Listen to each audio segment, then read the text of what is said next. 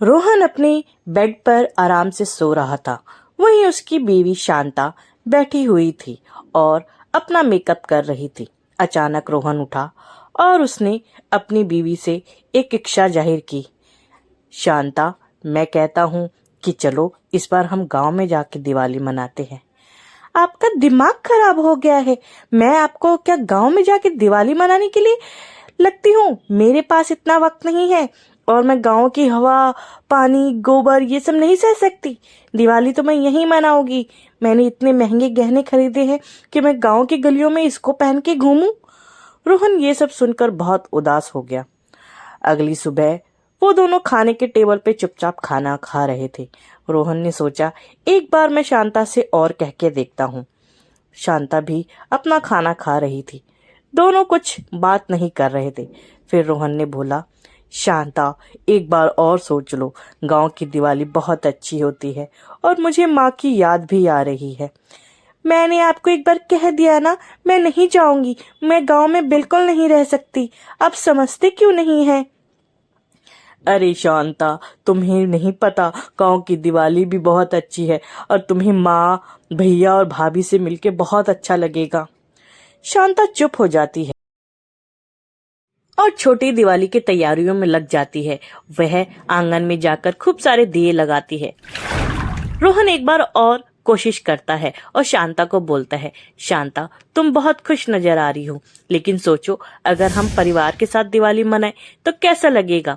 Shanta dance करते हुए बोलती है, हाँ हम मना सकते हैं, लेकिन आपको यहाँ दिवाली मनाने में क्या प्रॉब्लम है? तब रोहन कहता है, मुझे दिक्कत तो कोई नहीं शांता, लेकिन कितने सालों से मैं शहर में हूँ, कमाता हूँ और अपने घर नहीं जाता हूँ।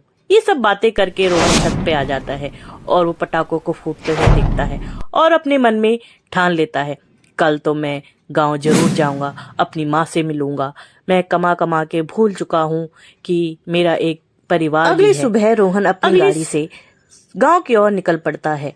शांता भी मान जाती है और वह भी रोहन के साथ चल पड़ती है। दोनों बहुत खुश नजर आते हैं। शांता तो उतनी खुश नहीं, लेकिन वो रोहन का दिल रखने के लिए जाती है। जैसे ही रोहन गांव पहुंचता है तो देखता है कि माँ दिवाली की तैयारी में लगी हुई है। वह पीछे से आवाज लगाता है, माँ, माँ। माँ पीछे देखती है और कहती है, अरे रोहन बेटा, अचानक कितने सालों बाद तुम यहाँ, मेरी तो खुशी का ठिकाना नहीं है। अरे देख सोहन, तेरा भाई आया है। अरे भाई, तुम इतने सालों बाद। माँ को तो यकीन ही नहीं होता। माँ अपने बेटे को देखकर एकदम से दुखी हो पड़ती है। रोहन तो अपनी माँ के पैर छूता है। माँ कहती है, बस कर बेटा, तेरी उम्मीद से तो मेरी आंखें पथरा गई थी कि जाने कब आएगा। रोहन बहुत भावुक हो जाता है। उधर शांता ये सब देखती है। रोहन शांता को माँ के पैर छूने को कहता है। शांता रोहन की बात मानकर माँ के पैर छूती है। माँ कहती है, अरे बहू, तुम कितनी सुंदर हो, तुम तो पहली बार यहाँ आई हो। तुम्हें चलो गांव का घर दिखाते हैं, ये तुम्हारा ससुराल है, तुम पहले क्यों नहीं आई? माँ बेटा और बहू को आंगन में ले जाती हैं। वहां पे सासू माँ की बड़ी बहू उन सब के लिए चाय लेके आती है। शांता ये देखकर बहुत आश्चर्यचकित होती है और वो कहती है, माँ जी, मैंने कभी सोचा नहीं था कि गांव में लोग इतना प्यार करते हैं और इतने प्यार से रहते हैं। मैं तो हमेशा शहर की जिंदगी को ही अच्छा समझती थी। तब माँ उनको बहुत सी कहानियां बताती है। अरे बेटा, मैं तो सोच रही थी मेरी छोटी बहू जाने कैसी होगी। तुम तो इतनी सुंदर हो और इतने सुंदर गहने पहनी हो, बहुत अच्छी लग रही हो। मुझे अपने बेटे पे आज गर्व हो रहा है। हाँ, थोड़ा सा मैं नाराज जरूर थी कि ये आता नहीं था, लेकिन अब मैं बहुत खुश हूँ। शांता की जेठानी भी बहुत खुश थी। वो उससे कहती है, इस बार आई है तो अब जल्दी नहीं जा सकती। अगले दिन दिवाली के रात को शांता अपनी जेठ और जेठानी के साथ पूरे गांव में घूमने के लिए जाती है। शांता पहली बार गांव की दिवाली देख रही थी। रोहन तो जैसे मानो उसके बरसों की मुराद पूरी हो गई थी। इतने बरसों से वो शहर में रह के सिर्फ पैसे कमा रहा था और गांव की जिंदगी बिल्कुल भूल चुका था।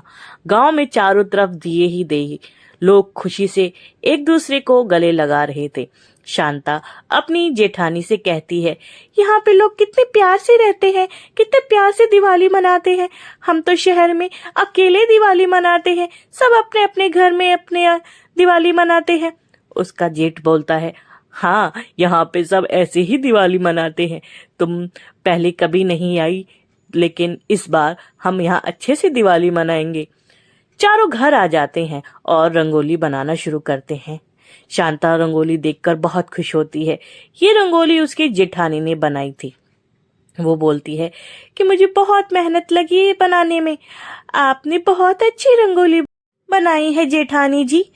सब एक दूसरे से बातें करते हैं। जेठ जी कहते हैं, ये तो हमारी परंपरा है, यहाँ दिवाली को हर साल ऐसी ही रंगोली मनाते हैं और सब एक दूसरे की सहायता करते हैं। तुम कुछ दिन यहाँ रहो, तुम्हें यहाँ पे बहुत अच्छा लगेगा। शांता ये सब सुन रही थी और उसे अच्छा लग रहा था। सब रात को चारों तरफ दिए लगाते हैं और बैठकर बातें करते हैं कि गांव में किस तरीके से सब एक दूसरे के साथ दिवाली मनाते हैं। जेठानी कहती है, शांता, हमने तुम्हें बहुत याद किया इतने दिनों में, तुम्हें क्या एक बार भी हमारी याद नहीं आई? आई दीदी, मुझे आप लोगों की बहुत याद आई, लेकिन मुझे लगता था गांव का जीवन बहुत कठिन है, मैं वहां नहीं रह पाऊंगी। तब जेठ जी कहते हैं, कठिन तो जीवन का हर पल है, चाहे शहर में हो चाहे गांव में हो, लेकिन खुशियां हर जगह जीवन को आसान कर देती हैं। बातें करते करते काफी समय बीत गया। उसके बाद सबने लक्ष्मी पूजन किया और लक्ष्मी जी के आगे आ गई। उसके बाद सासू जी ने खूब सारी मिठाइयाँ, फल, फूल और अगरबत्ती, धूप दीप लक्ष्मी जी के आगे जलाया और लक्ष्मी जी की कथा पढ़ी। सारे बच्चे ध्यान से कथा को सुन रहे थे। शांता को तो ये सब बहुत अच्छा लग रहा था। वो तो दिवाली को सिर्फ पार्टी की तरह समझती थी। उसे नहीं पता था कि दिवाली में इस तरीके से पूजा करते हैं और एक दूसरे को प्यार बांटते हैं। सभी खूब दिल लगाकर पूजा करने के बाद पटाखे फोड़े और खुशियां मनाई। आप सभी को भी दीपावली की ढेरों शुभकामनाएं। खुश रहिए।